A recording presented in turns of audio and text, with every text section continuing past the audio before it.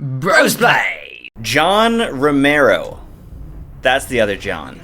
So the two Johns. The two Johns. I mixed that up because, wow. That is just incredible. That's where we just were. Oh my god, and that's a human city. Yeah. Like, it's so much more obvious now. Yeah. Oh god. I love how demons have just the best metallurgy to make these chains. Like, why do the demons always have these massive chains? Just one of those things.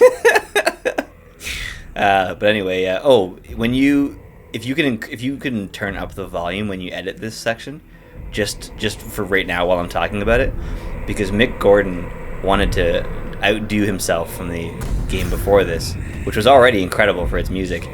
He brought together like 15 or 20 heavy metal vocalists to make this chorus of chanting. Okay. It's so good. You and I can't really hear it. I was like, I don't hear any music per se, like instrumental music, but that's what you mean. Okay. Yeah. I will totally do that. It's phenomenal. And like from actual bands and stuff too, not just like, it wasn't just like a casting call. Well, it's a particular skill, right? And like the Casting? people who are Or screaming. I mean, actually, casting is a pretty particular skill, but the screaming is a particular skill that is not as widespread as like being a good singer. Mm-hmm. Because so many more people know how to be a good singer than actually how to scream properly. Totally. These are the other two Hell Priests. Oh man, we can't get them both in one shot? No. Do a twofer? That was the point of getting the head, was just showing them. Because apparently Hell Priests don't think that they can die. Oh, so these are images of them. These aren't them. No, they are. I think so. Maybe not. No, because he would be attacking them, I have to assume, or they would be running. Oh, that's true. They do disappear after. Yeah, these are projections. Yeah. Anyway. Oh, that was the end of the level. That was dope, though. He is your friend. Have a piece of him if you're hungry. I was like, what is he about to say? Because I couldn't hear what those guys were saying, so... No, I actually totally said that line backwards, but it was a good callback. If you're hungry. Once the virus has stripped away the dead flesh... That's what I know him from. I saw him in a movie the other day, and he wasn't showing up in the top billed cast. That's what I know him from, primarily. Yeah, such a good movie. I love that. I think there's Rona Mitra in that movie, too. Yeah, something like that. Yeah, and I forget who plays the girl. I wouldn't know her, the white chick that they discover in the castle. But she has one of my favorite accents, that really light Scottish accent. Oh, yeah? Yeah, it was beautiful. Well, Scott, aye. Lit Magnat? So, sorry, do you have to choose one or the other? Is that what's going on here? Yeah. So, I increased my armor, or my ammo count, while also increasing the distance that stuff comes to me. Okay, what was the other option? Health or something. Okay. Okay. Is this gonna be like a rail gun that's just gonna fire you to the planet, or is this a portal? No, it's a blue butt. Right. You got the red buttholes, you got the blue buttholes, you got the and you shake it all about. Through the butthole is Exultia. And then beyond that is a series of other buttholes leading to the city of the Forsaken. To put an end to the demonic consumption of Earth, the Doomslayer must put his fists in the butthole. The Hell Priest. I like the complete lack of creativity there. They're just like, well, they're demons and they come from hell and they're the clergy of the demons, so Hell Priest. Well, what did they call the... Wow. Whoa. Wow. Whoa. See, now that's just some bullshit imagery. Because, oh no, never mind. He's pinned against the cliff. I see that. Yeah. But you also have to imagine if that guy won the fight against the demon, he probably would have gone and used that suit to fight someone else. Yeah, I think he's also dead. Yeah. Yeah, one of those mutually assured destruction things. The assumption, I would say. I also heard a great expression the other day. Someone was just talking about how crazy cancel culture is. Yeah. And he said, I think the best way to do this is like every time they cancel one of ours, we cancel one of theirs. And once people realize it's mutually assured cancellation, it'll all be okay. Mutually assured cancellation. Yeah, someone made a video where they took that scene where Mr. Incredible is discovering the plan for all of the soups to get killed. Yeah. And he's watching the screens and he can't believe what he's watching. But someone made a video that's called Mr. Incredible Discovers Cancel Culture. Oh my god. That is really funny when you just change what's on the screen but leave their reaction identical. Yeah. Oh my god. The problem is, though, sometimes it's just so obvious. Like, I didn't even watch that video. I just know what it is. Right, the joke, the premise is so much funnier than the joke would end up being. Right. Yeah. Which is what we call premise content. I actually ended up making an Incredibles reference today. I was talking about how, if you wanna take down a great enemy, you have to make them take themselves down. Right. And the example is in the starting of the Incredibles, instead of defeating the robot, he just gets inside it and lets it defeat itself. Yeah. It's such a great analogy. I love those movies. But then it learns. Does it? Because they actually defeat it with itself in the end anyways. Oh, interesting. It just gets bigger, that's it. It gets bigger and stronger, but it doesn't actually learn. It's still defeated by its own tools. But I thought it did learn, and it got bigger and faster and stronger, but ultimately at the end of the day, its claws were still able, it was the only thing that could cut through its armor was its own claws. And it's like, well, why didn't you just give it weaker claws? By the way, that unnecessary banging is on our end. If you can hear that. Oh, the hammering that's going on upstairs? Yeah, I've never known a person to need as much hammering. It's like, I understand when you move in, but how often are you rehanging paintings? Oh man, sorry, what are we doing here? These are runes? And I assume we don't get them all? No. This one I'm going to go with first because it's pretty neato. Yeah, that is pretty neato. It slows things down. You just mentioned, hammering and why they needed all that extra. Well, we were just trying to put up a new TV, and we're in this old-ass house that was made in, pre-war times. Yeah. And maybe it was post-war, but it was close. And so I'm trying to figure out where the drywall is. So usually what you do is you use a sharp poker. So I'm just using a nail and just driving it in. And I think what happened was we have plaster in our house, not drywall. And so the nail would go through the plaster and then it would embed in those really thin wooden slats that the plaster is built on. Because plaster has a layer of wood underneath. Yeah, I was just told by somebody that you can't actually...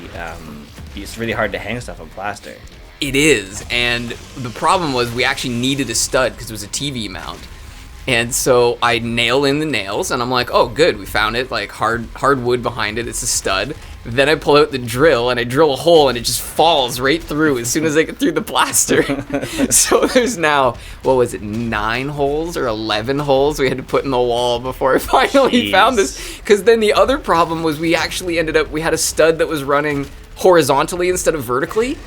So we thought we'd found it, but we'd only found a horizontal stud. So yeah, I have to get some drywall putty, and I'm sure that my neighbors thought the same thing because I nailed probably 6 or 7 nails in the wall first. So they were probably just thinking we were remodeling our bathroom just to put up a goddamn TV mount. But what I'm dealing with is every single weekend. Oh yeah, no, I don't put on my TV every weekend. Yeah, I'm just an idiot sometimes. These guys seem to do this every time. Yeah. And you were telling me they have their AC on? Yeah. And it's -10 outside? Come on. Not only that, AC is gross, stale air. Why would you want to do that if you have the option of cold, fresh air? Yeah. I have AC all summer, and I choose not to use it until it gets really bad because I would so much rather experience the actual air. It just, well, there's so many foolish people like that. And that's the issue. It's people always talk about a person's not going to do something that doesn't make sense. I was like, what fucking perversion of humanity have you been living with? Because they never do things that make sense. Well, it's one of the challenges is that modern economic theory is all based off a rational consumer. Right. So there's a flaw in your logic. And you're talking about people who will buy more of something because it costs less money, even if they don't need as much as they got. Well, yeah, my girlfriend was just saying that one of her friends who does like a lot of plant buying is seeing websites that'll sell a plant for $25, but then shipping is $60. And it's because apparently people are so dumb that they're unwilling to pay $60 for the plant and $25 for shipping, but they'll do it the other way around.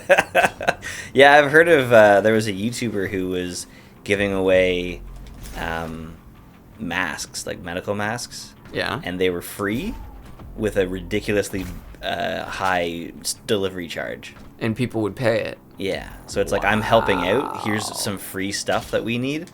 And then it's like, oh yeah, it's $35 for shipping or something like that. Wow. Oh my God. And the thing is, people don't do this stuff because it doesn't work. I know. Right? That's what I hate about scams. And that's the shitty thing. Like, I actually had never considered this before, but the poor English on those like Nigerian prince scams. You know what I'm talking about? Yeah, well, on almost every scam. But the yeah. poor English is part of that. It's not because the people doing it don't know English.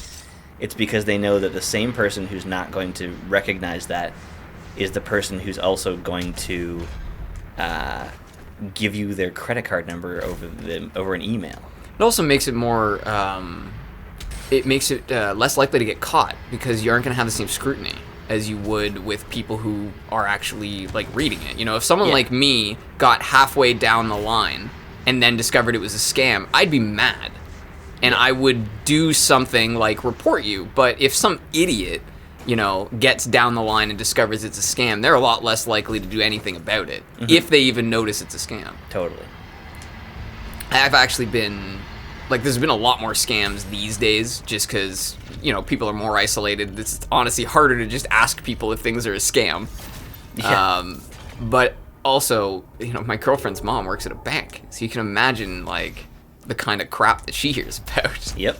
Right? And the amount of money that people just give away. People, I've even gone to Discord servers that one of the first things it tells you is to watch out for the scams that exist just in this Discord. Oh, wow. Not even a Discord-wide thing, but on that, channel. Yeah. Wow.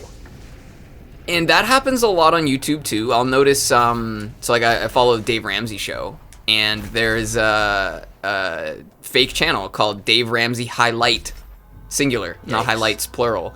And they'll just post, come to this website to find this thing.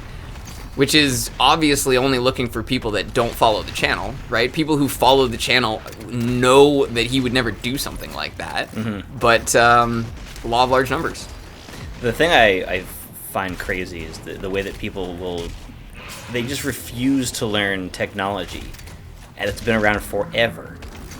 People still don't know how to use computers to the point where they just don't even want to touch it. They're like, I don't know anything about that. And a teacher that has refused to use a computer for the last 30 years and then suddenly is expected to run a Zoom call. Yeah. That's the weird part about it for me. It's it was kind of important for you to figure it out all along, but our system is designed so that if you've been a teacher for a while, they just don't fucking care about the quality of your work anymore. Imagine that in any other position. You're a factory worker and you've been there for 15 years, so they're like, you got tenure. Well, do whatever you want. Honestly, show up when you want. Union carpenters, union plumbers, that is actually in some ways how it goes. Really? It's not the best stick around and the worst go. It's whoever's been there the longest stays. Period. That's how unions work. That explains a lot. Some of the shoddy work on my apartment. Yeah? Yeah, the outside of my place is terrible. It's the outturn, the trim and the caulking work and all of it. Even the windows when they redid it, it's what fucking tool did this? I doubt that these people hire union workers. I think they're just cheap. Yeah, maybe. Sorry to say it, but yeah, I think they're just cheap here. It could be it. But yeah, it's kind of uncanny, the idea that like, it was one thing to not learn about computers when it was mainframes and you had to actually punch in the binary to get the computer to start. Yeah. Right? Because that's high-level, specialized skills. But now, like, once you got to the year 2000, you were pretty aware that this thing is sticking around and is only going to become more prevalent. Yeah. Right? Every teacher has had a computer in the classroom since we were in school. I can understand why teachers aren't, instantly good at doing online learning. But yeah, the ones that are just like, no, and I had professors like that. They're like, no, I don't really, get involved with any of that digital stuff. And it's like, you are a university professor. You don't get that choice. Yeah. So that's a secret encounter. It spawns enemies that I have to defeat in a certain number of time or amount of time. And you just midair mashed both of them. Yeah. That's pretty cool that you can do 2 glory kills in midair and still have enough mobility left to grab the bar and get back. Yeah. Yeah, my apologies for this jackhammer above my head. Yeah, not looking forward to trying to get rid of that. Well, there's a lot of heavy metal music in this. Maybe they can't hear it as well. Yeah, People with headphones will definitely hear it. I'll just jack up the game sound. No one really cares what we're saying. Because the bass is what gives that away, the vibrations. Yeah. Well, it's also tough because there's physical connections between, like, the floor we have our microphones sitting on and the floor they're hammering on. Totally. Yeah. There's actually been times where I felt the hammer on my feet and thought that it was somebody underneath hammering the roof. Wow. And it freaked me out, and I was like, what is going on? It was like late at night, and then I ended up, like, it happened again, and I realized, oh no, that's just the vibration going through the ceiling, down the wall, then through the floorboard. Yep. And then into my feet. Something to keep in mind is that sound actually travels better through solid objects than it does through air. Yeah. People don't think about it that way, but it absolutely does. Genuinely curious, though, because it's been years that these people have been jackhammering on the weekends, and I'm just curious about what the fuck it is that they're doing. Right now? Like, what is that? Like, I thought you said they had a kid, too, because that could be part of it. That was old. That was a long time ago. And that was understandable behavior, like, because I could tell, like, the way that the foot sounds were, and, like, the short bursts of running, little things like that make sense. It could be that the husband is one of these, like, oh yeah, I'll get to it type handymen. And so every weekend the wife nags him, and so he does like 25 minutes worth of handyman work and then just puts it down. It goes on for, like, sometimes a whole day. Oh, okay. So, I mean, they could just be a really bad handyman. And they're always redoing things. Yeah, well, you also wonder, because, like, usually when you're hearing those types of noises from someone's apartment, they're not, like, relaxing. So, like, why is he spending every weekend not relaxing? Yeah. Right? Like, it's not a home he owns. He can't do major upgrades. Well, like, they're not supposed to. Well, yeah, you're not allowed. But from the notes that we get, like the notifications, I guess, about apartment stuff, some people have no respect. Like, we get things that say things like, please tie garbage bags up before you throw them in the trash. Like, fuck. It's stuff like that where it's like basic human stuff where you just want to say, like, we're just going to evict shitty people, and then you just have an empty apartment. Yeah, that's one of the challenges that I've always seen, is just that anytime something is a communal object, no one takes care of it, right? Totally. And there's no incentive for people to take personal responsibility in things anymore. Personal responsibility is a dying part of humanity. Yep. We are no longer interested in taking that and saying, like, oh, things are different, so I'll act different. They go, no, it's always been that way, and it has to be that way because I expect it. So what are you going to do to make my life the way it always has been, even though nobody promised me that it would be any different? Yeah, and I've noticed, like, you'll watch a CBC article, and it'll be about shitty technology, like technology that has really shitty track records and needs repair all the time, or is really difficult to repair. And the immediate question that they're asking all these experts is, what should government do? What legislation should be put in place? And it's like, maybe people should put their money into businesses that do what they want the business to do, right? Like, maybe the government shouldn't actually make all of those decisions for us. But like you said, people don't want to change. They just want things to be the way. Yeah. By force, literally. By force is what they're trying to do. It's crazy. Yeah. Like, there's people still, like, doing, money orders and stuff. Money orders? Yeah.